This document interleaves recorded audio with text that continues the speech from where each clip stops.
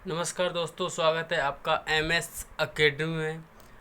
आज हम मध्य प्रदेश के भौगोलिक क्षेत्र के बारे में पढ़ेंगे।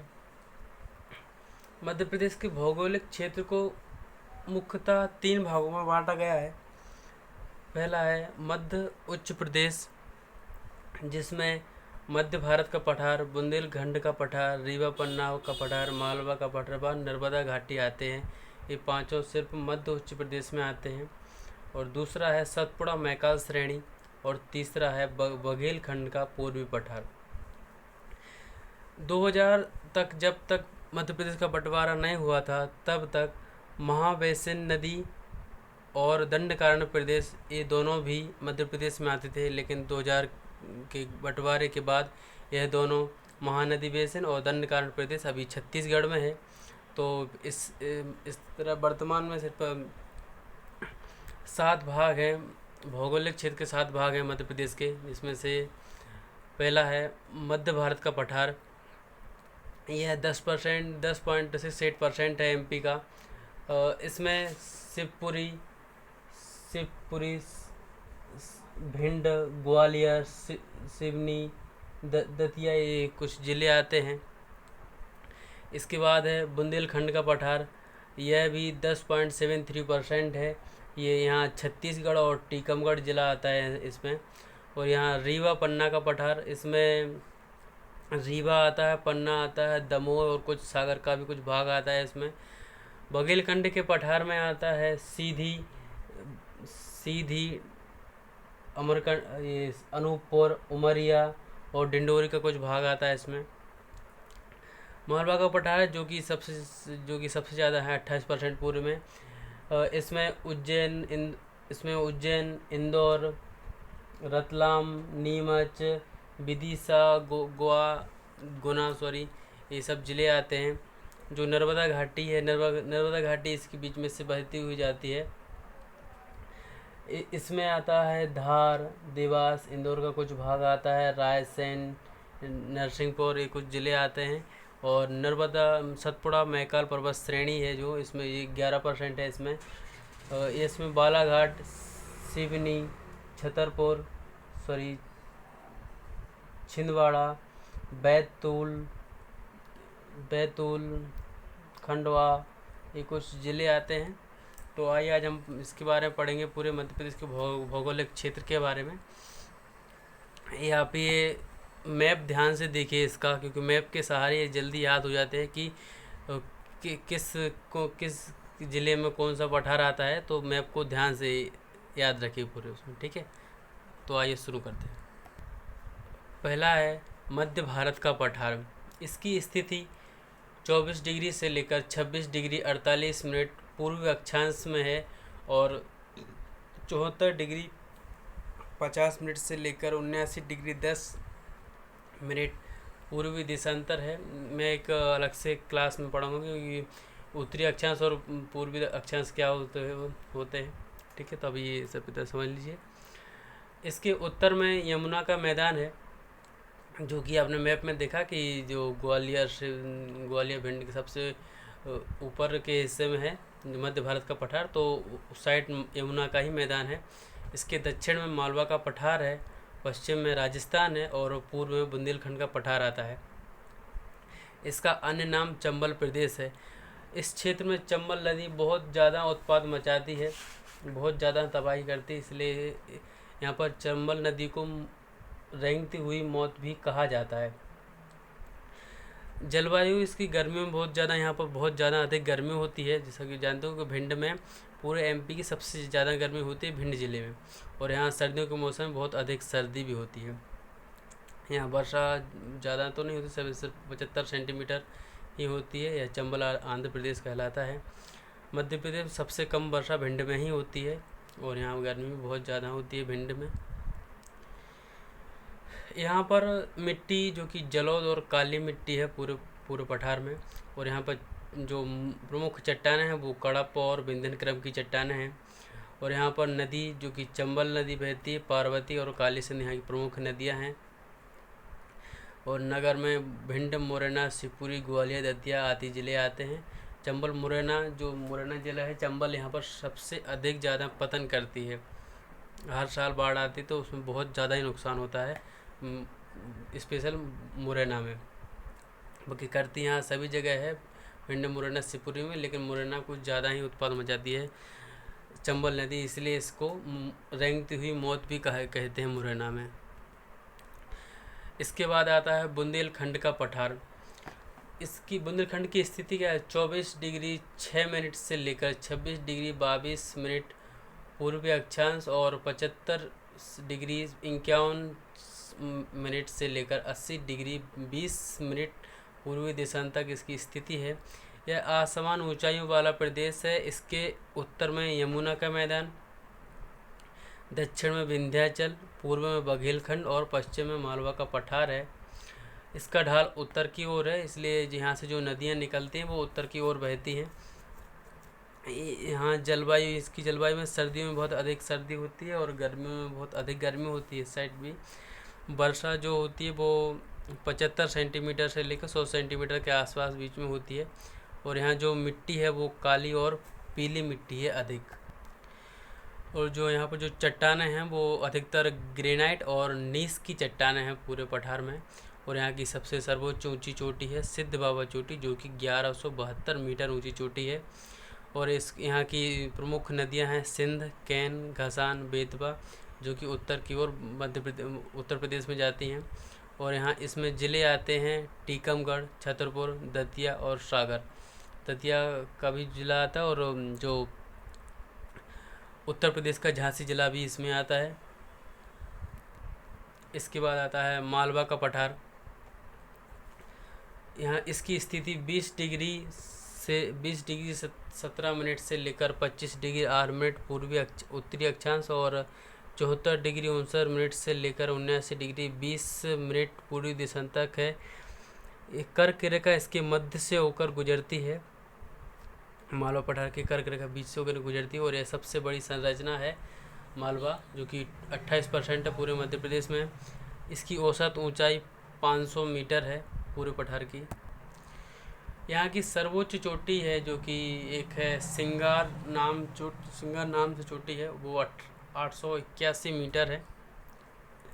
इसके बाद जहानाबाद की चोटी आती है, नाम सुनोगे जहानाबाद की पहाड़ियाँ, यह 857 मीटर है। और इसके बाद है हजारी चोटी जो कि 810 मीटर ऊंची है।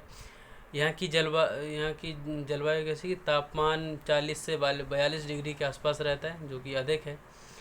और यहाँ वर्षा भी 75 से 125 मीटर के आसपास होती है। जो चीनी यात्री आया था फाहियान, उसने यहाँ की जलवायु को दुनिया की सबसे अच्छी जलवायु बताया था। मालवा को जो पठार यहाँ की जलवायु को फाहियान ने दुनिया की सबसे अच्छी जलवायु बताया था। यहाँ स्पेशल काली मिट्टी पाई जाती है जिसमें कि गेहूँ, सोयाबीन और कपास की बहुत अच्छी फसल होती है। यहाँ पर चट्टानें हैं जो हैं दक्कन ट्रैप की बेसाल्ट चट्टानें पाई जाती। और यहाँ स्पेशल जो नदियाँ हैं वो हैं चंबल, क्षिप्रा, बेतवा, पार्वती और कालीसिंध यहाँ की प्रमुख नदियाँ हैं। इसमें ज़िले भोपाल, इंदौर, रतलाम, उज्जैन, देवास, रायसेन और राजगढ़ के साथ लगभग 16 ज़िले आते हैं करीब। ठीक है। इसके बाद है रीवा पन्ना का पठार। इसकी स्थिति है जो कि 23 डिग्री 10 मिनट से लेकर 25 डिग्री 12 मिनट उत्तरी अक्षांश और 78 डिग्री 4 मिनट से लेकर 82 डिग्री 18 मिनट पूर्वी देशांतर तक है। इसकी अन्य नाम विंध्यन कगारी क्षेत्र है। यह कर्क रेखा के उत्तर में स्थित है। जलवायु यहाँ तापमान 40 से 42 डिग्री रहता है मालवा पठार के लगभग साथ ही। वर्षा यहाँ पर 125 सेंटीमीटर होती है। और यहाँ जो मिट्टी पाई जाती है वह लाल, पीली और कुछ स्थानों पर काली मिट्टी भी पाई जाती है। यहाँ की जो चट्टान है वो कडप्पा और विंध्यन सेल्स समूह की चट्टानें पाई जाती हैं। जो कडप्पा है वो नाम कहाँ से आया है? आंध्र प्रदेश में एक कडप्पा नामक ज़िला है और इस ज़िले में जो चट्टानें पाई जाती हैं उसमें हीरा पाया जाता है। आपने सुना हो कि जो कोहिनूर हीरा है मध्य प्रदेश जो मतलब जो भारत से निकाला गया था, जो अभी अंग्रेज इंग्लैंड में है, वो कोहिनूर हीरा आंध्र प्रदेश की इन्हीं चट्टानों में से निकला था। तो यही चट्टानें पन्ना में पाई जाती हैं। पन्ना में भी हीरा पाया जाता है, अधिकतर हीरा पाया जाता है पन्ना में, इसलिए इन्हें कडप्पा चट्टानें कहते हैं। और यहाँ जो नदियाँ हैं वो कैन, टॉन्स और सोनार यहाँ की प्रमुख नदियाँ हैं। इसमें जो ज़िले आते हैं इस पठार में रीवा, सतना, पन्ना और दमोह आदि ज़िले आते हैं। इसके बाद है नर्मदा सोन घाटी। इसकी स्थिति 22 डिग्री 23 मिनट से लेकर 23 डिग्री 45 मिनट उत्तरी अक्षांश है और 74 डिग्री से लेकर 81 डिग्री 31 मिनट पूर्वी देशांतर तक है। यह मध्य उच्च प्रदेश के केंद्र में स्थित एक अभ्रंश क्षेत्र है। इसमें नर्मदा घाटी अधिक लंबी और जबकि सोन घाटी वो सक्रिय है। इनके बीच से ही नर्मदा नदी बहती है। यहाँ की जलवायु 10 से 40 डिग्री सेल्सियस तक जो गर्मी होती है वो होती है। यहाँ पर नर्मदा नदी बहती है, इसलिए यहाँ पर गर्मी थोड़ी कम होती है और यहाँ वर्षा अधिक होती है, 70 से 140 सेंटीमीटर तक होती है।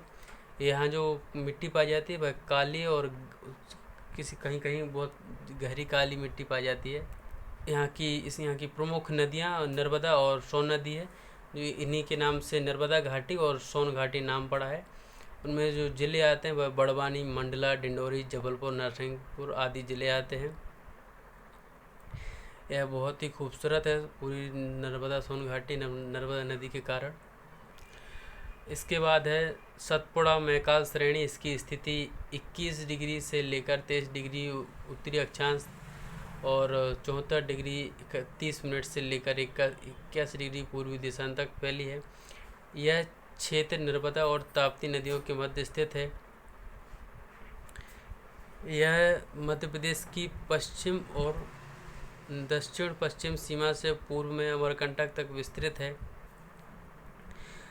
यहाँ आप देख सकते हैं कि जो नर्मदा नदी और ताप्ती नदी के बीच है ये सतपुड़ा मैकाल श्रेणी, महादेव श्रेणी और अमरकंटक, यहीं से नर्मदा निकलती है। और ताप्ती जो कि यहाँ महादेव की पहाड़ी से निकलती है, महादेव की पहाड़ी और सतपुड़ा मैकाल श्रेणी नर्मदा नदी और ताप्ती नदी के बीच में है आती हैं। यहाँ की जलवायु जो कि 18 से 30 डिग्री सेल्सियस तक ही गर्मी होती है यहाँ पर, और वर्षा 62 से 150 सेंटीमीटर तक वर्षा होती है। और यहाँ की जो मिट्टी है वह काली मिट्टी पाई जाती है यहाँ पर, जिसमें और नदी ताप्ती, नर्मदा, जोहिला, सक्कर, हरण, जो कि ये तीनों नदी नर्मदा नदी की सहायक नदियाँ हैं। और जो इनमें ज़िला आता है इस पठार में वो है खंडवा, खरगोन, बालाघाट, बैतूल, छिंदवाड़ा, सिवनी, जो कि मध्य प्रदेश और महाराष्ट्र के बॉर्डर के सारे ज़िले इसी में आते हैं। इसके बाद है बघेलखंड का पठार एवं पूर्वी पठार। इसकी स्थिति है 23 डिग्री 40 मिनट से लेकर 24 डिग्री 25 मिनट उत्तरी अक्षांश और 80 डिग्री से लेकर 5 मिनट और से लेकर 42 डिग्री 47 मिनट पूर्वी अक्षांश पूर्वी देशांतर तक है।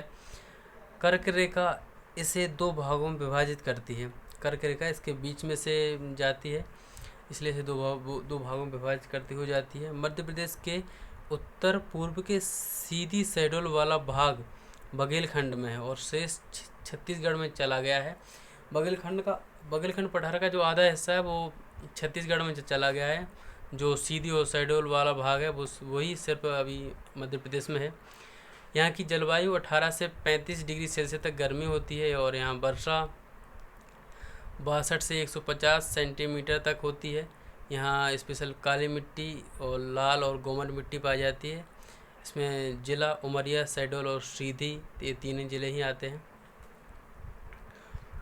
तो ये मध्य प्रदेश को जो भौगोलिक क्षेत्र से बांटा गया था, आज हमने उसके बारे में पढ़ा, जाना कि कितने प्रकार से बांटा गया है और कहाँ किस पठार में कौन कौन से ज़िले आते हैं, वहाँ की जलवायु क्या है, मिट्टी कैसी, नदियाँ कैसी हैं।